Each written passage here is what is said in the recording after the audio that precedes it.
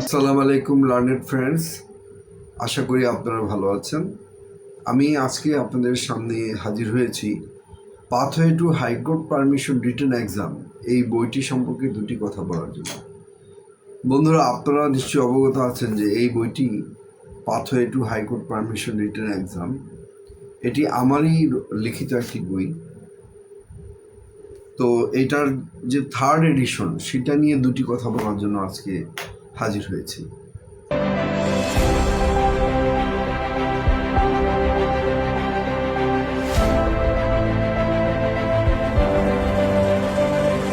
বন্ধুরা, যারা high court permission পরীক্ষার জন্য দীর্ঘদিন ধরে প্রস্তুতি নিচ্ছেন, কিন্তু তারা একটা বিষয় নিয়ে কনফিউশনে আছেন যে কোথা থেকে শুরু করবেন, কীভাবে পড়বেন, কিভাবে উত্তর লিখবেন, এইসব নিয়ে যারা দ্বিধায় আছেন তাদের জন্যই আমরা আজকের এই বইয়ের বিষয়ে একটা রিভিউ দিব।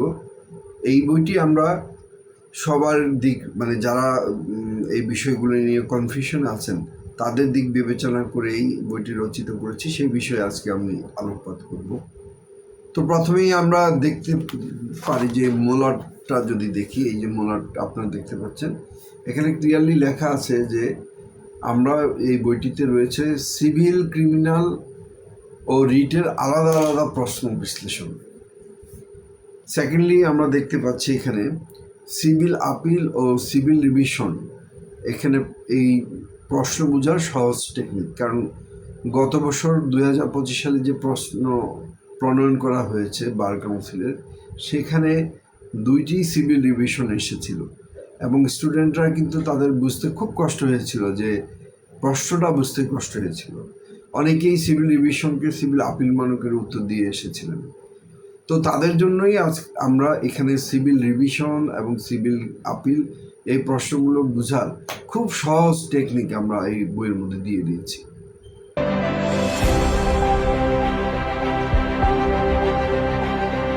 তো তারপরে দিয়েছি ক্রিমিনাল আপিল এবং ক্রিমিনাল যে কোয়াশমেন, সেগুলো সুন্দরভাবে আলাদা আলাদা করে বিশ্লেষণ করে বুঝিয়ে দেওয়া হয়েছে বইয়ের মধ্যে।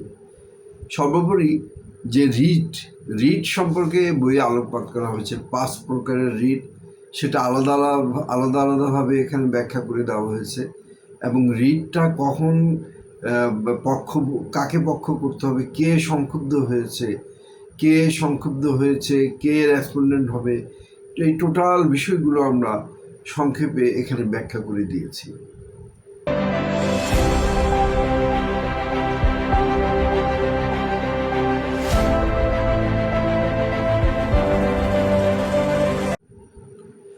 আমি যদি আপনাদের জন্য একটু মোলাটের যে বিষয়টা একটু পড়ি আপনাদের জন্য, এখানে লেখা আছে যে বইটিতে যা রয়েছে সিভিল, ক্রিমিনাল ও রিট আলাদা আলাদা প্রশ্ন বিশ্লেষণ, সিভিল আপিল ও সিভিল রিভিশন প্রশ্ন বোঝার সহজ টেকনিক, 5 ধরনের রিট ছকের মাধ্যমে বিশ্লেষণ এবং রিটের নতুন ফরম্যাট বিশ্লেষণ, রিট পিটিশনের কমন ফরম্যাট বিশ্লেষণ, এমন একটি কমন ফরম্যাট দিয়ে দেওয়া হয়েছে যেটা আপনি স্টাডি করলে যে কোনো ধরনের রিটের প্রশ্ন উত্তর আপনি দিতে পারবেন। তারপরে rule 65A of the Bangladesh legal practitioners and bar council rules 1972, সেটা বিশ্লেষণ করে দিয়েছি। এখানে মূলত সিলেবাস কীভাবে উত্তর দিব, কিভাবে নম্বরের বন্টন করা হয়েছে, এই বিষয়গুলো ব্যাখ্যা করে দেওয়া হয়েছে। প্রশ্নের ফরম্যাট, উত্তরপত্র সেট আপ, এই টোটাল বিষয়ে ব্যাখ্যা করে দেওয়া হয়েছে। আপনাদের জন্য এসেনশিয়াল টিপস, জরুরি পরামর্শ দিয়ে দেওয়া হয়েছে যে কিভাবে আপনারা প্রিপারেশন নিলে এখানে ভালো করতে পারবেন। অনেকে আবার কনফিউশনে থাকে যে স্যার ছোট উত্তর দিব না বড় উত্তর দিব, ছোট উত্তর দিলে হবে কিনা, তাদের জন্য একটা আলোচনা এই বইয়ের মধ্যে আছে। এবং আপনাদের জন্য কিছু অনুশীলনের প্রশ্ন আছে। তো এই হচ্ছে বইয়ের মোলাটে যা বলা হয়েছে তা। এবার একটু ভিতরে আমরা আলোচনা করি।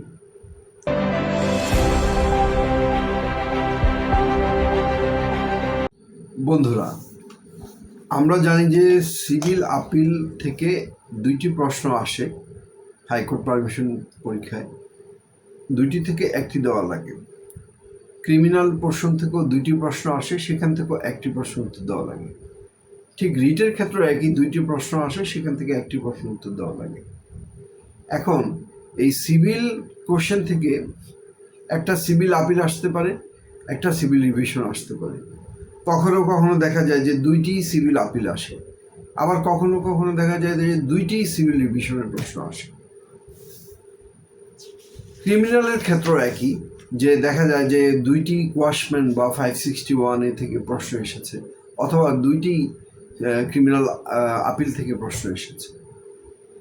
রিটের ক্ষেত্রে ইদানিং দেখা যায় যে পাবলিক ইন্টারেস্ট লিটিগেশনের প্রতি প্রশ্নকর্তারা খুব ঝুঁকে পড়েছেন।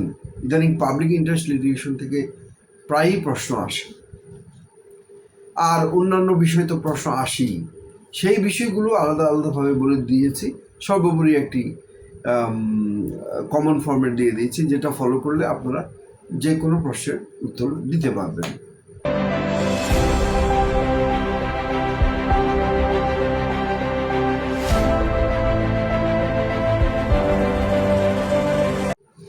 এখন যদি আসি যে সিভিল আপিল, এই সিভিল আপিলের মধ্যেও আবার 2 প্রকারের ভাগ দেখা যায়।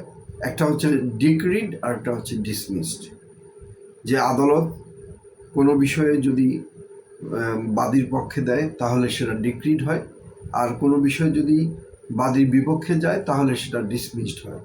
এবং 2 ক্ষেত্রে কিভাবে আলাদা আলাদাভাবে সাজিয়ে উত্তর লেখা যায় সেটা দিয়ে দিচ্ছি। এবং এই 2টার উত্তরের একটা ফরম্যাট দিয়ে দেওয়া আছে বইয়ের মধ্যে, যেটা ফলো করলে আপনারা সহজেই বিষয়গুলো রপ্ত করতে পারবেন। আর সিভিল রিভিশনও একই। সিভিল রিভিশনে অ্যাফার্ম হলে কি হয়, যে এক আদালতের সিদ্ধান্ত আরেক আদালত বহাল রেখেছে, সেক্ষেত্রে অ্যাফার্ম হবে। এক আদালতের সিদ্ধান্ত আরেক আদালত চেঞ্জ করে দিয়েছে, সেই ক্ষেত্রে কী হবে, রিভার্স হবে। এই বিষয়গুলো সুন্দরভাবে ব্যাখ্যা করে দেওয়া আছে।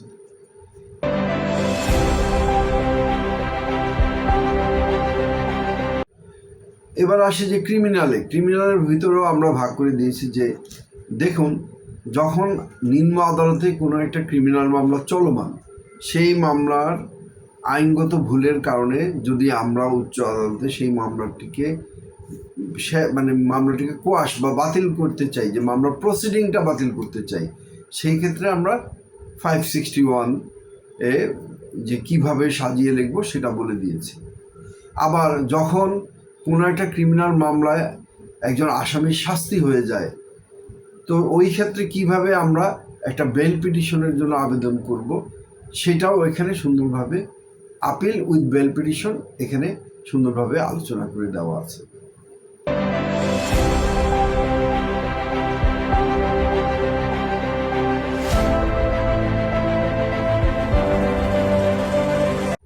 রিটের ক্ষেত্রে যেটা আমরা এখানে করেছি, যেটা বাংলাদেশের আর কোনো বইই করা হয়নি, যে 5টি রিট ছকের মাধ্যমে সুন্দর করে সাজিয়ে দিয়েছে।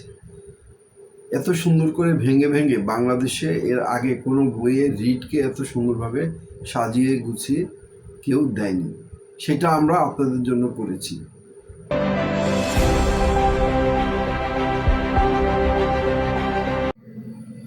তো বন্ধুরা, এই বইটির গায়ের দাম রাখা হয়েছে 1000 টাকা। তবে আপনারা যারা এটা ক্রয় করবেন তারা এটা 50% ডিসকাউন্টে 500 টাকায় পেয়ে যাবেন।